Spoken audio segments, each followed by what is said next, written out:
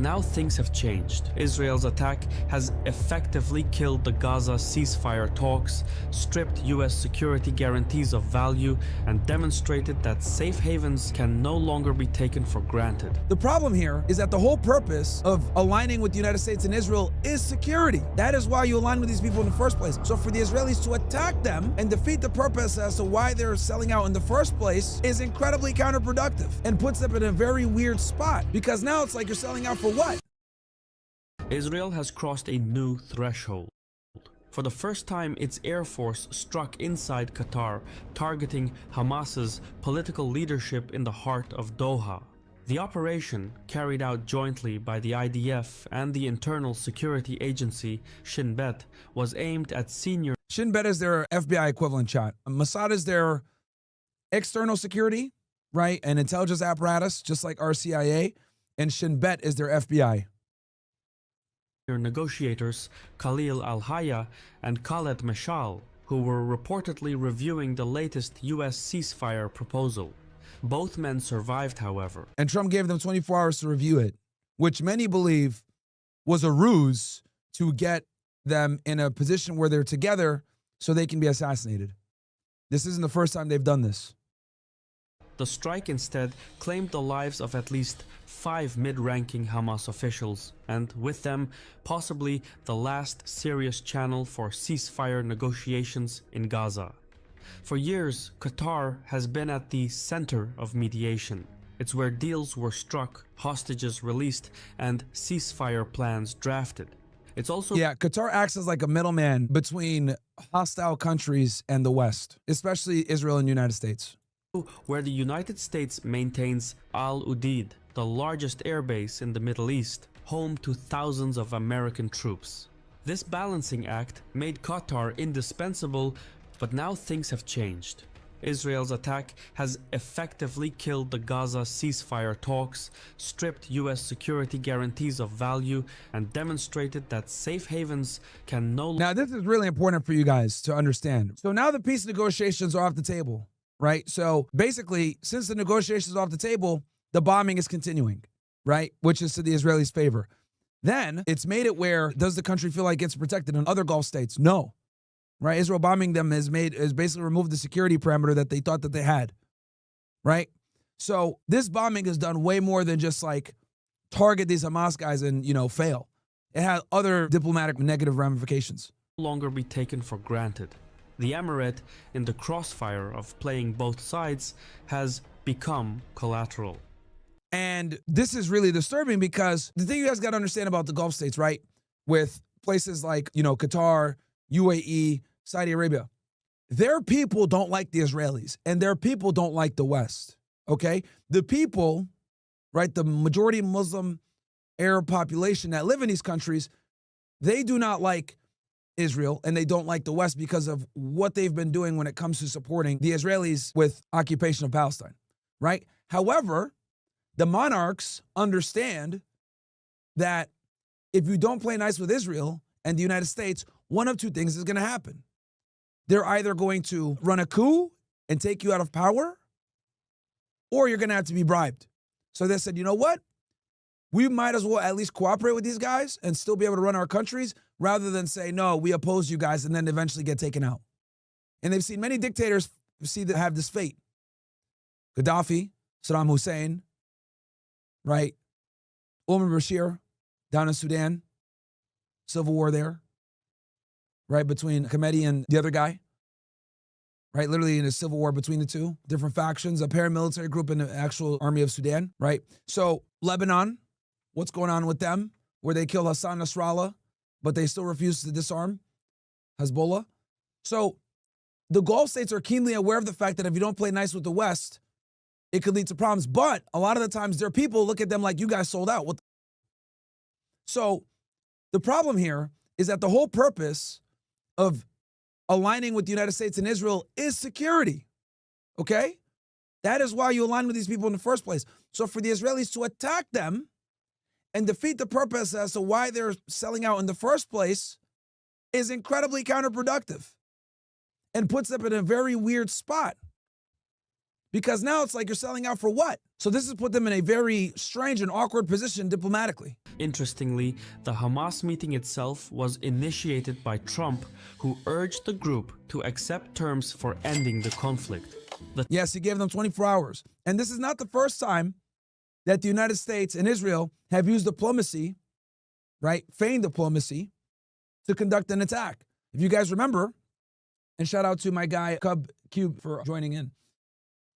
If you guys remember, right, the Israelis and the United States feigned diplomacy with Iran. They had a meeting set up in Qatar on like a weekend, like Saturday. Steve Witkoff was supposed to go meet the Iranians in Qatar. What happened? The Israelis started bombing Iran with Operation Rising Lion.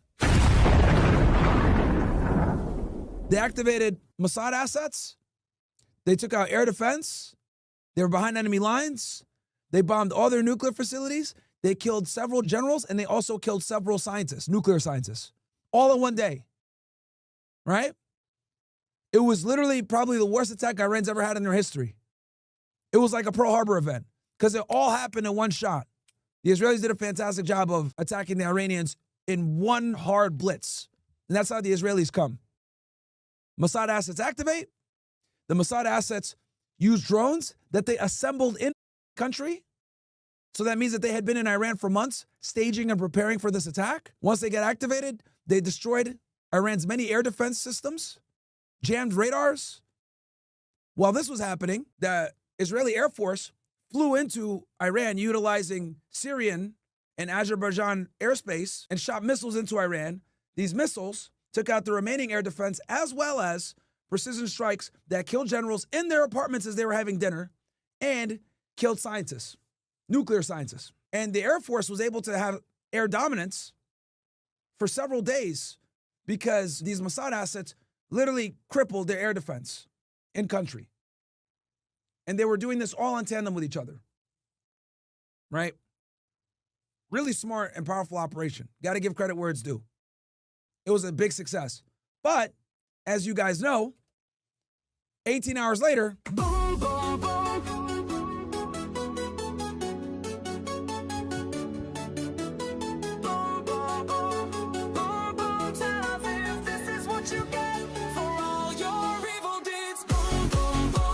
And them missiles started raining down. Within 24 hours, they started hitting back Tel Aviv and Haifa, right? And the war lasted for almost 2 weeks. And as the days progressed, it became harder and harder for Israel to defend itself because Israel relies heavily upon its air defense system. The David Sling, Iron Dome, the Arrow, and the THAAD that we gave them.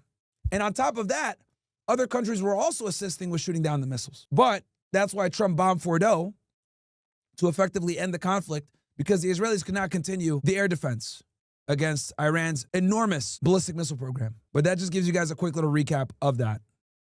The timing has fueled allegations that the offer was never meant as a genuine step towards negotiation, but rather as a way to... But yeah, that's an example of where the U.S. faked diplomacy and used it to sneak attack. Bait senior Hamas officials into one place and eliminate them on the spot. Hamas has since accused the United States of being an accomplice in the Doha attack. There has been little coverage of this angle though. Of the 97 media outlets that reported on... Why is it called Operation Rising Lion? Because they were hoping that the Iranian people would rise up and overthrow their government, and it backfired. It failed. Nearly... Good question. But that's why they call it Operation Rising Lion. Half were right-leaning. Such imbalance is dangerous. It risks distorting public perception. To stay on top of things, I use... Okay. Qatar now holds the unusual distinction of being bombed by both Iran and Israel within just a few months. For reference, on June 23rd, Iran targeted Al Udeid airbase... And this was after Trump bombed Fordo. So that's how Iran responded, was by bombing America's military bases there. But they telegraphed it, and the United States was able to shoot down the missiles and everything else like that. It was a symbolic gesture saying, look, we can defend ourselves, but we're not going to escalate. Base in retaliation for a U.S. strike on its nuclear facilities. However, Tehran had telegraphed the attack in advance. giving Qatar and the United States time to prepare and minimize damage or casualties. And that's what's called a symbolic strike, guys. So if they hit you, right, but you don't necessarily want to escalate to the point where it's a full-on war, you let them know that you're going to retaliate, you telegraph it, let them prepare their defenses, and it's a way for you to attack them back without escalating and saving face. Military strategy. Iran does this all the time, as many other countries do. This time, with the Israeli strike, the signals were far less clear. According to the White House, US forces observed Israeli jets heading toward the Gulf, and Washington was only officially informed after the operation was already underway. The Trump administration claims it then relayed a warning to Doha, but Qatari officials insist no such message was received, or at least not in. And this is where things get confusing because no one really knows who knew what at what time. Everybody's exercising a bit of plausible deniability, as we know that's a common in the government.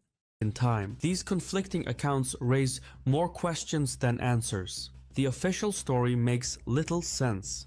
To reach Doha, the Israeli F-35s would have had to cross Jordanian airspace, then Saudi airspace, before finally launching long-range over-the-horizon missiles from a safe distance. That's roughly 1,700 kilometers one way, or 3,400 kilometers for the whole round trip. Even with long-range missiles, the distance would have been too great for the jets to bridge on their own. Moreover, because this was a stealth mission, the F-35s would not have employed external fuel tanks, which would have limited their operational range to about 2,100 kilometers. This estimate doesn't even account for the extra fuel burned in aerial maneuvers or the payload the aircraft would be carrying. All of this means that at some point on the return flight, the Israeli jets must have been refueled mid-air, most likely by tankers operated by US Central Command.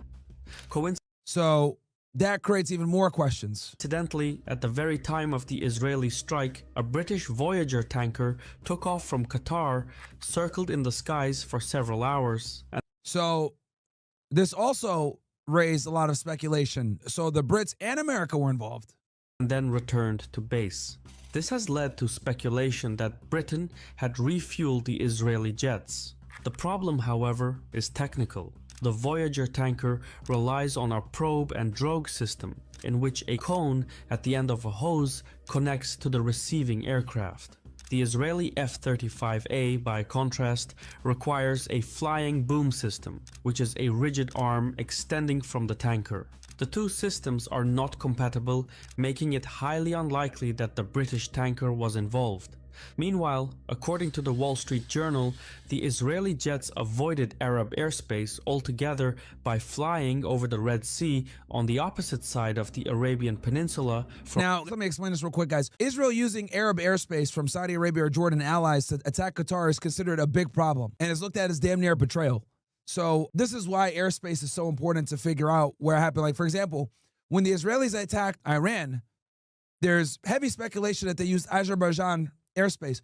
The reason why that's a problem is because Azerbaijan is an ally of Iran. So using an ally's airspace to attack them is nuts from a diplomacy perspective. So there's all these delicate diplomatic circumstances you need to account for when you conduct these operations.